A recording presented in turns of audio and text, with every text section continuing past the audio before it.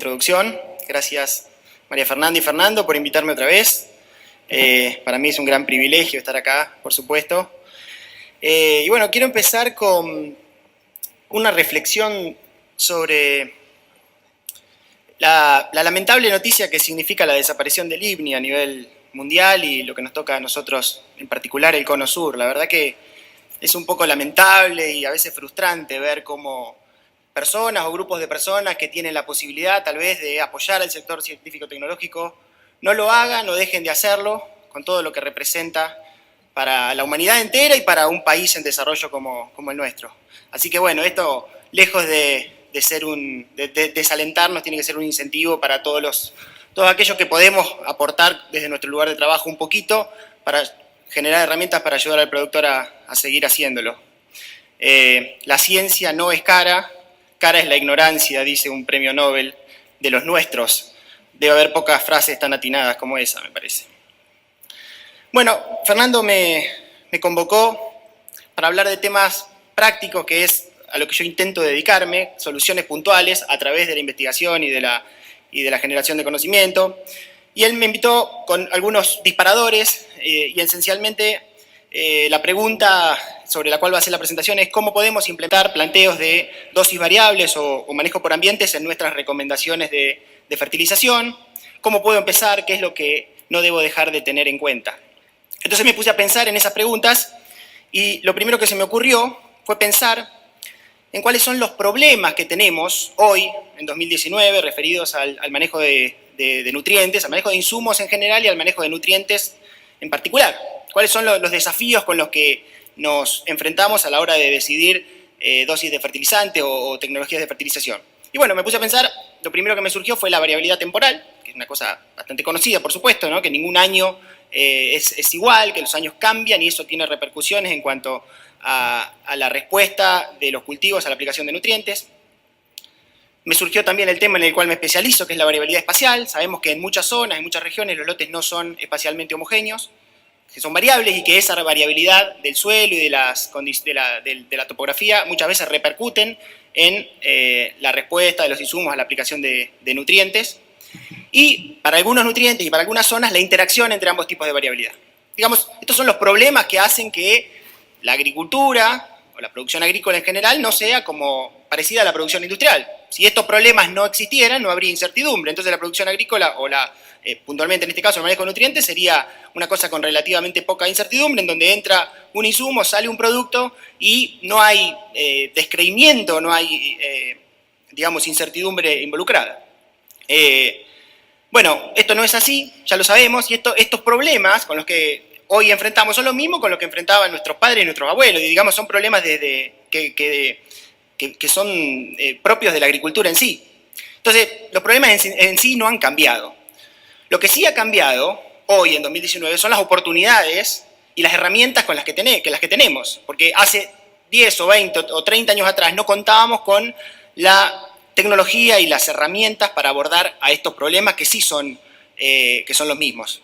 Hoy contamos con sistemas de información geográfica, sistemas de geoposicionamiento global, monitores de rendimiento que nos permiten con una resolución espacial muy importante conocer cómo varían los lotes de producción, equipos de dosificación variable que también a una escala relativamente pequeña nos permiten ubicar los insumos y particularmente los nutrientes, sensores que cada vez son más accesibles y más baratos y que se pueden usar mejor, imágenes asociadas a satélites asociados a imágenes que a través de ellas se pueden calcular índices que son de interés agronómico, vehículos aéreos no tripulados con el mismo objetivo, mejor meteorología, ecuaciones que integran todas esas variables como los modelos de simulación en los que se ha avanzado.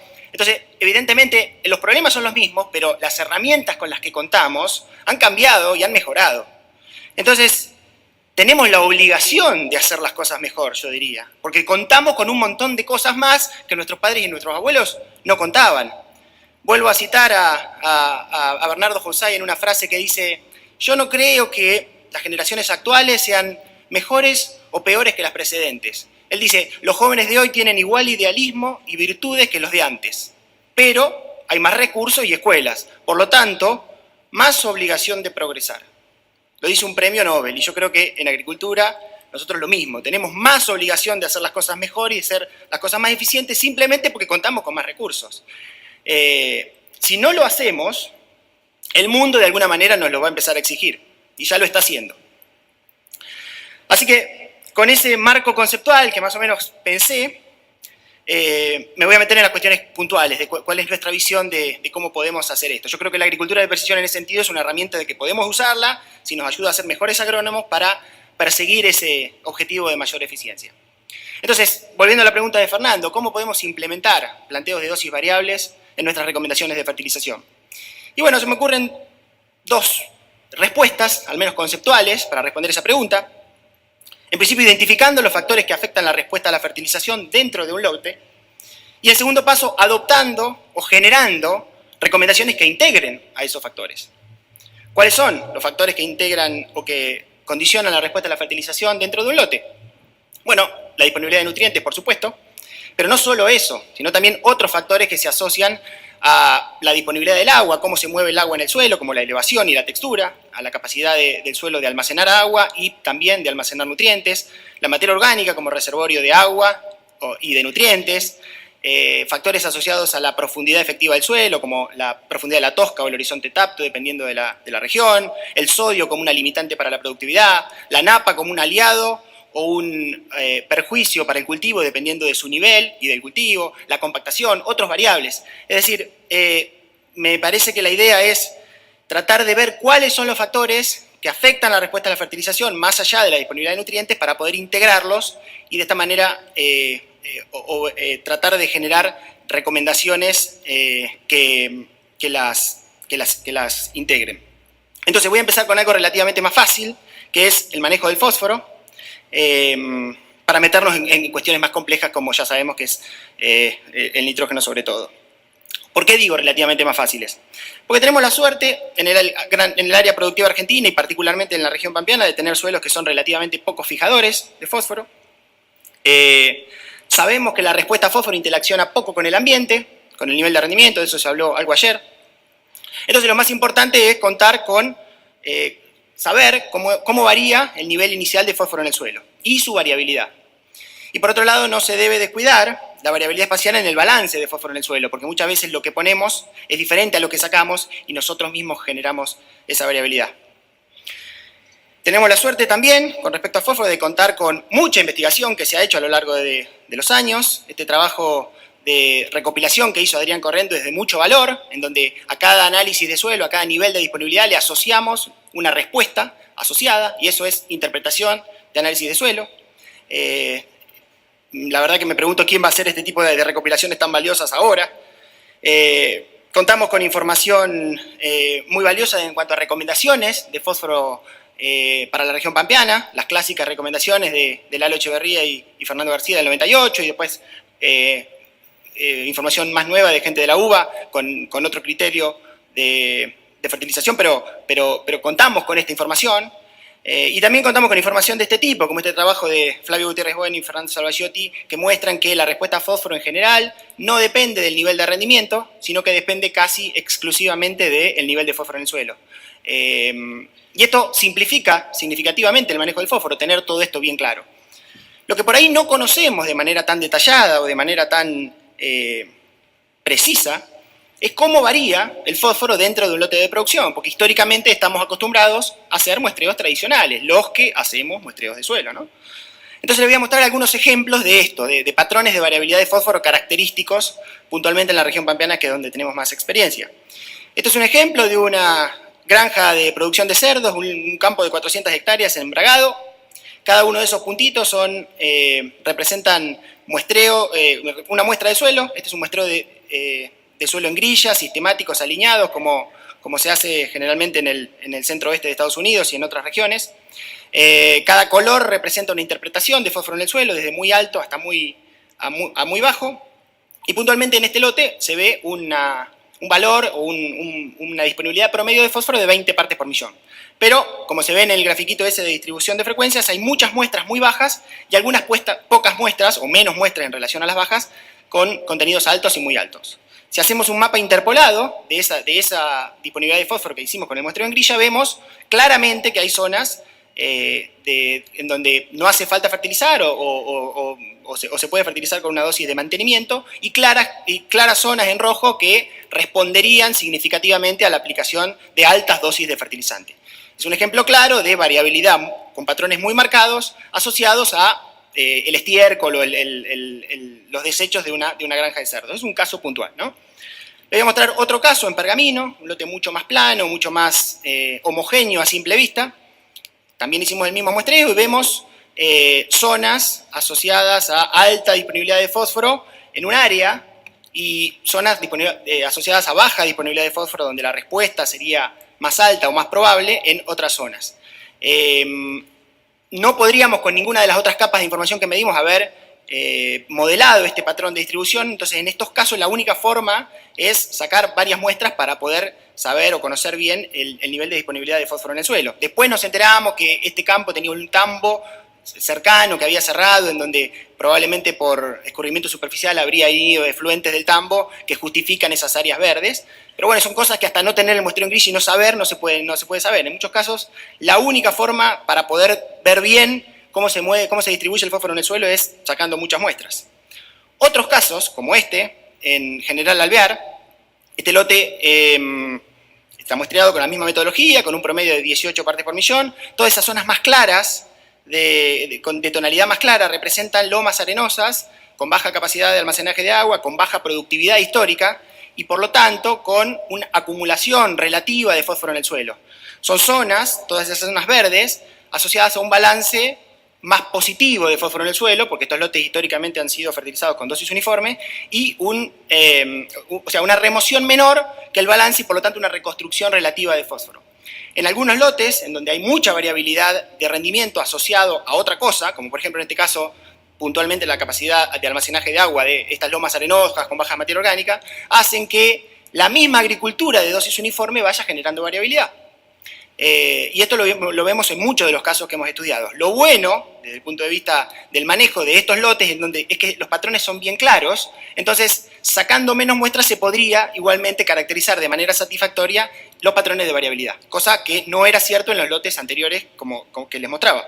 En algunos casos, en donde los patrones de producción son bien claros, se puede hacer más laxo el muestreo, hacerlo dirigido y aún así poder representar la variabilidad de fósforo de manera razonable.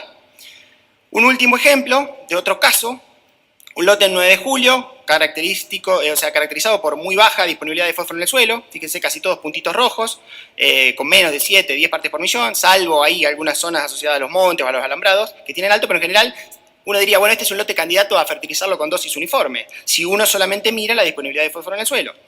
Sin embargo, si uno mira un mapa de rendimiento de un lote como este, ve variabilidad en el rendimiento. En este caso era un mapa de soja como un ejemplo, zonas rojas de rendimiento menor a 2.500 kilos por hectárea y zonas verdes asociadas a rendimientos mayores a 5.000 kilos por hectárea. Por lo tanto, si uno hace un balance de fósforo o directamente un mapa de exportación de fósforo, el fósforo exportado varía significativamente, ¿no? Con menos de 15 kilos de fósforo exportado en las zonas rojas y más de 30 en las zonas verdes. Por lo tanto, también este lote es candidato a fertilizarlo con dosis uniforme, porque si se fertiliza con dosis variable, porque si se fertiliza con dosis uniforme, en el largo plazo lo que se hace es generar variabilidad de manera antrópica, o sea que la creamos nosotros, como les mostraba en el caso anterior. Así que, como moraleja, la verdad que vemos realmente pocas situaciones en donde la variabilidad es tan baja que no se justifica. En la mayoría de los casos estamos viendo que hay un espacio por hacer las cosas mejor a través de la incorporación de fertilización variable. Nosotros hicimos muchos lotes con este muestreo de suelo en grilla, tenemos como 200, pero para este ejemplo usé 175 en la región pampeana, muchos puntos en la zona centro-oeste de Buenos Aires, donde somos nosotros, y algunos otros puntos en el resto de las provincias. Y lo que hicimos fue una simulación de qué tan conveniente económicamente sería hacer este muestreo en grilla y fertilizar estos lotes con dosis variable. Para esa simulación nos tuvimos que basar en algunos supuestos, porque no teníamos ensayos en cada uno de esos 275 lotes. Entonces dijimos, bueno, vamos a decir que la dosis uniforme, vamos a asumir una dosis uniforme de 20 kilos de P, como una dosis bastante común utilizada en la región pampeana. Esto es discutible y se puede cambiar, pero bueno, los supuestos los que usé para esta presentación son estos. Como dosis variable le asignamos una dosis a cada uno de esos puntitos, que representa más o menos 1 hectárea o 1,5 hectáreas, y la dosis variable fue de 0 a 35 kilos de P, dependiendo de la variabilidad del lote. Usamos las recomendaciones de Echeverría y García para hacer estos supuestos, y la estimación de respuesta adicional, o de la respuesta, utilizamos información publicada e información que tenemos nosotros. Lo por ahí más débil de este enfoque es que tuvimos que usar solamente aquellos experimentos donde tenían dosis de fósforo para hacer estas simulaciones. Y hay relativamente pocos experimentos con dosis creciente de fósforo en relación a toda la base de datos de fósforo que hay. Entonces, para hacer esto más sólido, en realidad cada vez le vamos poniendo más información de la que vamos generando, de la que se va generando con experimentos con dosis, para poder simular la respuesta adicional a la aplicación de fósforo variable versus la fertilización uniforme. Les muestro cómo eran esos 175 lotes en cuanto a la disponibilidad inicial de fósforo promedio y las barritas que representan la variabilidad. Fíjense que había lotes con fósforo muy bajo, con poca variabilidad, otros lotes con fósforo más alto, lotes muy variables, lotes poco variables. La idea era representar bien toda esta zona en la que trabajamos. Y lo que hicimos con estos supuestos es hacer una comparación económica con los precios actuales de el aumento de margen bruto o la rentabilidad que tendría fertilizar con dosis variable para maíz, trigo y soja con estos supuestos, ¿no?, simulados. Y lo que vimos fue, por lo menos, tuvimos la posibilidad de ponerle un número y ver si era una locura hacer esto de sacar tantas muestras o si era una cosa razonable económicamente. Y bueno, vemos resultados económicos en la mayoría de los casos que por lo menos lo podemos cuantificar. Y bueno, estamos tratando de ver en qué situaciones se justifica más, en qué situaciones por ahí no se justifica, pero por lo menos poder evaluarlo. Y tenemos una base de datos interesante para poder hacerlo. Esos resultados fueron para maíz, para soja algo parecido, en cuanto al margen bruto adicional, digamos. Cada una de esas barritas se componen de ahorro de fertilizante o de incremento adicional de producción, o ambas cosas. Así que, bueno, y en trigo un poco más alto el nivel de rentabilidad, porque bueno, el trigo es una especie que responde más a fósforo y por lo tanto se beneficia más, o se beneficiaría más de la fertilización variable en general. Un tema que voy a tocar muy rápidamente porque ya se habló ayer es la uniformidad de la aplicación de fósforo. Hemos visto muchos problemas de fertilización al voleo de fósforo, no en las mejores condiciones, o con productos que no son muy buenos, o con máquinas que no están del todo bien calibradas.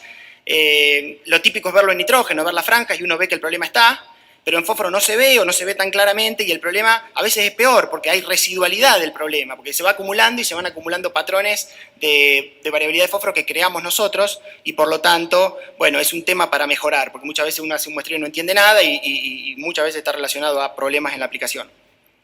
Entonces, como con conclusiones de fósforo, ¿qué hemos aprendido en este tiempo? Bueno, que en general la fertilización fosforada con dosis variable es altamente conveniente. En general encontramos muy pocos casos en donde no la pudimos justificar económicamente.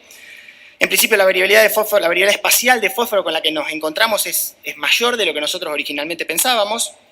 Gran parte de esa variabilidad la hemos creado nosotros a través de agricultura con dosis uniforme. En algunos casos, como les mostré, el muestreo intensivo es la única forma de caracterizar bien la variabilidad espacial de la disponibilidad de fósforo, y en otras situaciones más puntuales, muestreos dirigidos, más laxos, más baratos, podrían ser satisfactorios. Voy a pasar al manejo del nitrógeno. Ya sabemos que es mucho más complicado, mucho más, sobre todo en regiones húmedas, mucho más complejo. Sabemos que existe gran variabilidad temporal en la oferta y en la demanda de nitrógeno. La variabilidad espacial dentro del lote de producción puede también ser importante, dependiendo del lote. Y como dije antes, existen marcadas interacciones entre la variabilidad espacio, o sea, entre la variabilidad espacial y la variabilidad temporal. A mí me gusta imaginarme el manejo del nitrógeno como una ecuación muy simple, en donde la dosis a aplicar, que en agricultura de precisión no es un número, sino es un mapa, es una resta entre la demanda de nitrógeno por parte del cultivo y la oferta de nitrógeno por parte del suelo. La demanda de nitrógeno por parte del cultivo, puse ahí algunas fotitos de las variables que más la explican en agricultura en secano, básicamente se relaciona con el agua en general, entonces puse fotitos de cómo podemos predecir la demanda de nitrógeno por parte del cultivo. Bueno, puse fotitos de la profundidad de la napa, la meteorología, el rendimiento anterior, los patrones de rendimiento anterior del lote a través de mapas de rendimiento, el pronóstico a largo plazo, la profundidad efectiva. ¿Y qué variables tenemos para predecir la oferta? Bueno, el análisis de suelo como muestreo y análisis de suelo como primera herramienta, analizando la capacidad actual o potencial del suelo de mineralizar nitrógeno, como el contenido de nitrógeno como nitrato o índices de disponibilidad de nitrógeno, o sensores que usan a la planta como indicador del estado nitrogenado de cultivo.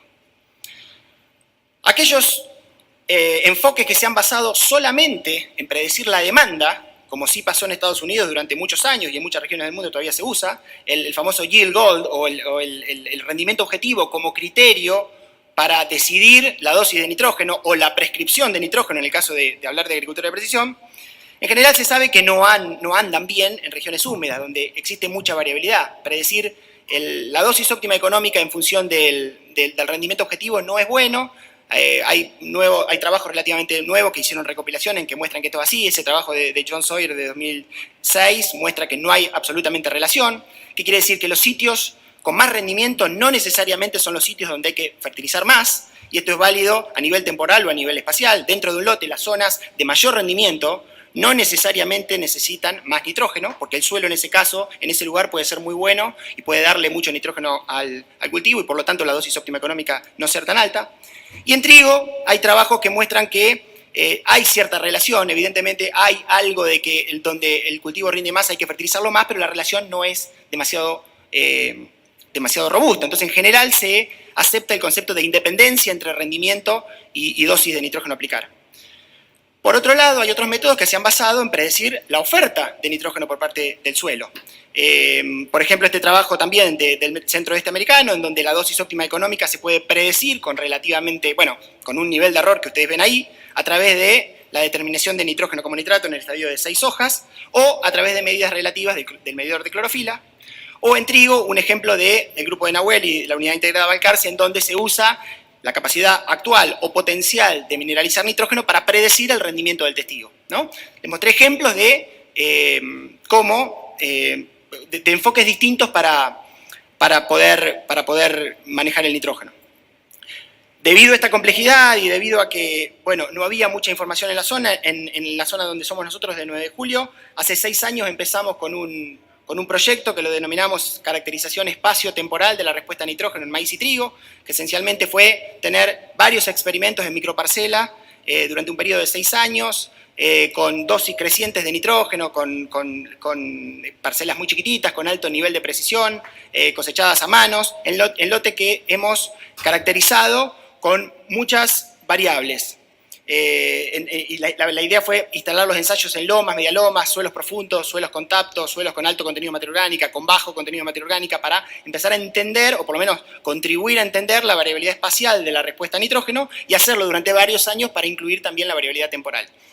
Este trabajo salió recientemente publicado en European Journal of Agronomy, la parte de maíz, y en ese trabajo medimos 19 variables estáticas en esos lotes donde teníamos los ensayos, variables que no cambian en el corto plazo, como por ejemplo la textura, la elevación, la profundidad efectiva del suelo, variables relacionadas a las propiedades del suelo, como la conductividad eléctrica aparente, y por otro lado 35 variables dinámicas que cambian en el corto plazo, como el nitrógeno como nitrato, varias formas de medir el agua en el suelo, la profundidad de la napa, variables asociadas a la meteorología, en diferentes combinaciones, en el estadio vegetativo, en el estadio reproductivo, y tuvimos todo ese set de datos como para ver cómo podíamos explicar mejor la variabilidad espacial y temporal de la respuesta a nitrógeno. Generamos un montón de curvas de respuesta, en esos tuvimos 10 ensayos por año, durante 5 años más o menos 50 curvas. Fíjense cómo cambian las curvas, la forma de las curvas de respuesta dependiendo del año y dependiendo de la posición dentro del lote. Esto no es ninguna novedad. A través de esas curvas calculamos la dosis óptima económica, ahí los diferentes colores representan los años, fíjense cómo cambia la dosis óptima económica entre años y a través de años, y calculamos el rendimiento a la dosis óptima económica, es decir, el rendimiento ante suficiencia de nitrógeno, y el rendimiento del testigo, que es un indicador de cuánto nitrógeno el suelo aporta y con qué eficiencia el cultivo lo toma. Con esto empezamos a hacer algunas relaciones generales, como por ejemplo esta para maíz. En principio vimos que la dosis óptima económica no se relacionó con el rendimiento ante suficiencia de nitrógeno, como lo dicen como lo dice en general la bibliografía internacional, en regiones húmedas. Si esto fue, o sea, si realmente esto existiera, nosotros podríamos ver una escalinata, una línea, y eso más o menos en algunos años más secos vemos una tendencia, que las zonas dentro del lote que rinden más responden más, pero poniendo todo el set de datos no lo vemos. Cuando quisimos explicar la dosis óptima con el rendimiento del testigo, vimos una tendencia, es decir, que algún indicador de la oferta de nitrógeno del suelo nos dice más o menos que tenemos que bajar la dosis de fertilizante, pero cuando integramos la oferta de nitrógeno y la demanda juntos, a través del análisis de respuesta, es cuando vemos las mejores relaciones, la mejor capacidad explicativa de la dosis óptima económica. Y para trigo vimos algo similar, en este caso, y también en concordancia con lo que dice la literatura, vemos una relación, aunque débil, entre la dosis óptima económica y el rendimiento. Aparentemente, algo del rendimiento está contando algo de la variación del rendimiento nos está contando sobre cuál es el nivel óptimo a fertilizar.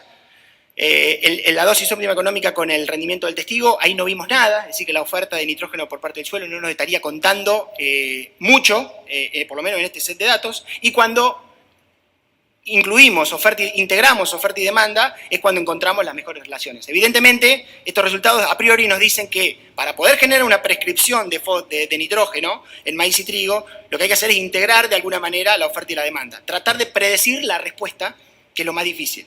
Pero por lo menos sabemos y le podemos poner datos que nos dicen que eso es así. Entonces seguimos en el análisis y dijimos, bueno, de todas las cosas que medimos, ¿cuáles son las que mejor nos explican la dosis óptima económica? Las variaciones temporales y espaciales de la dosis óptima económica. Y bueno, generamos un modelo múltiple que lo vamos trabajando y lo vamos afinando, pero en principio nos encontramos con esto. En principio que las variables dinámicas fueron más importantes que las variables estáticas, son las barritas celestes ahí.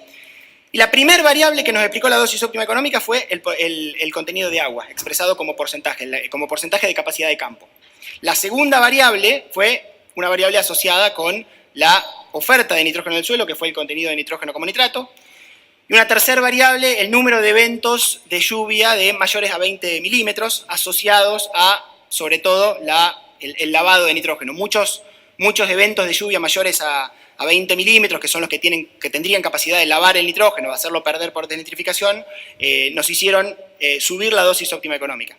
Después, el contenido de residuo del suelo, la variabilidad espacial en el residuo, nos dio una idea también, contribuyó a explicar en el modelo, y después dos variables estáticas como la profundidad efectiva y un índice de curvatura. Seguimos trabajando con esto, sabemos que es complejo, pero por lo menos le podemos poner número y le podemos identificar cuáles son las variables que nos estarían ayudando más para poder generar un algoritmo y una solución concreta sobre la cual basar el mapa de aplicación de nitrógeno. Le voy a mostrar algunos datos de la tesis de maestría de Daniel Arana en el sudeste bonaerense, con una metodología un poquito distinta. Hicimos ensayos en franjas con dosis crecientes de nitrógeno. A través del sistema de información geográfica fuimos dividiendo esas franjas en celditas chiquititas y pudimos calcular la dosis óptima económica y ver cómo variaba en el espacio. Ahí esos rectangulitos representan con diferentes colores la variación espacial de la dosis óptima económica. Y después medimos otras varias cosas, ¿no? Hicimos zonas de manejo en función de varias variables, como en este caso el NDVI de cultivos anteriores para ver cómo variaba la productividad pasada, la profundidad efectiva, la conductividad eléctrica aparente y la elevación.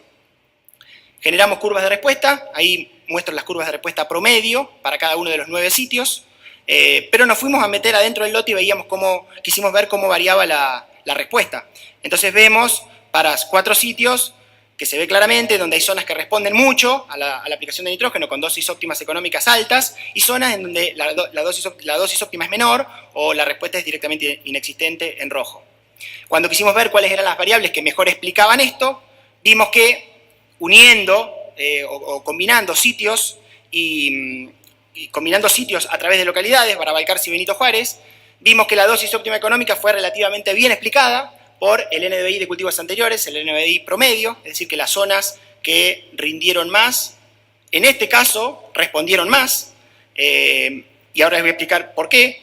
La conductividad eléctrica aparente también se asoció con la dosis óptima económica, vimos una relación negativa, es decir, la conductividad eléctrica aparente, que en general se asocia con el contenido de arcilla, a medida que subió la dosis óptima fue menor o bajó, esto asociado a la capacidad del suelo de almacenar agua. En esas zonas de mayor conductividad eléctrica aparente vimos una asociación buena con profundidad efectiva de suelo y por lo tanto esas zonas más someras respondieron menos a la aplicación de nitrógeno y en tercer lugar la profundidad de tosca o la profundidad del suelo también nos ayudó a explicar la dosis óptima económica. Vimos que a medida que aumentaba un determinado nivel de profundidad efectiva, aumentaba la dosis óptima económica. Estas dos campañas fueron relativamente secas y por lo tanto factores asociados a la demanda de nitrógeno del cultivo contribuyeron bastante a explicar la variabilidad espacial de la dosis óptima económica. Les voy a mostrar brevemente datos de la tesis de Paula Girón, de INTA Villegas, que tienen el póster allá para verlo con mejor detalle, pero lo que pasó en los dos ensayos de Villegas en la tesis de Paula fue totalmente opuesto a lo que pasó en la tesis de Daniel en el sudeste. Llovió mucho, tuvimos mucha pérdida de nitrógeno en el suelo y por lo tanto vimos que variables asociadas a la oferta de nitrógeno en el suelo se asociaron mejor con la respuesta y les voy a mostrar eso. Estos son las curvas de respuesta promedio para cada uno de los 10 sitios que tuvimos, de los 10 sitios en los que hicimos los ensayos y analizamos la respuesta a nitrógeno en función de una serie de variables que medimos, por ejemplo, NDVI de cultivos anteriores, conductividad eléctrica aparente, elevación, profundidad efectiva de suelo, sobre todo profundidad de tacto, y mapas de productividad basados en rendimiento de años anteriores. Y lo que hicimos fue separar dos grandes grupos de sitios, en principio los sitios arenosos de mayor diferencia de elevación, y lo que vimos fue que en esos sitios la elevación fue el mejor criterio para separar zonas de manejo, para separar zonas con curvas de respuesta estadísticamente significativas, pero la dosis óptima económica no cambió con la elevación. En años húmedos, en general, todo el lote respondió de manera alta y no se asoció con variables relacionadas a elevación. Sin embargo, cuando separamos en sitios más planos, con presencia de horizonte tapto, cuando en estas campañas tan húmedas, vimos que la dosis óptima económica se relacionó positivamente con la conductividad eléctrica aparente. Y lo que pensamos es que a medida que aumentaba la conductividad eléctrica aparente, en realidad lo que estábamos captando es presencia de horizonte tapto, que permanecieron encharcados por más tiempos, donde hubo mayor lixiviación de nitrógeno, y por lo tanto el rendimiento del testigo bajó mucho en esas áreas de tapto, e hizo que la dosis óptima económica fuera más alta. En este caso, a diferencia de lo que les contaba en un año seco, como fue en los experimentos que hicimos en el sudeste, en los años húmedos, variables relacionadas a la oferta de nitrógeno en el suelo o a la eficiencia con la cual el nitrógeno se usa, en este caso, fueron las que mejor nos describieron la variabilidad espacial de la dosis óptima. Me hubiera gustado tener tiempo para hablar de otros nutrientes, pero bueno, me quedo sin tiempo, así que ¿qué hemos aprendido sobre el manejo del nitrógeno? En principio que la oferta y la demanda de nitrógeno deben ser consideradas simultáneamente. Evidentemente, por los resultados que estamos viendo, la cuantificación de la oferta es más importante en regiones o en años húmedos y la cuantificación de la demanda es más importante en regiones o en años secas, pero pienso que ambas deben estar incluidas en un modelo de decisión. Como consideraciones finales, yo pienso que la agricultura de precisión nos puede ayudar a mejorar la eficiencia en el uso de los insumos siempre y cuando nos permita ser mejores técnicos, mejores agrónomos, mejores productores. Las herramientas solas no deben preponderar sobre la agronomía y yo creo que afortunadamente la investigación va cubriendo esos déficits de información que tenemos y que pueden ayudarnos a potenciar las ventajas de esta tecnología. Les agradezco mucho la atención y espero que les haya gustado.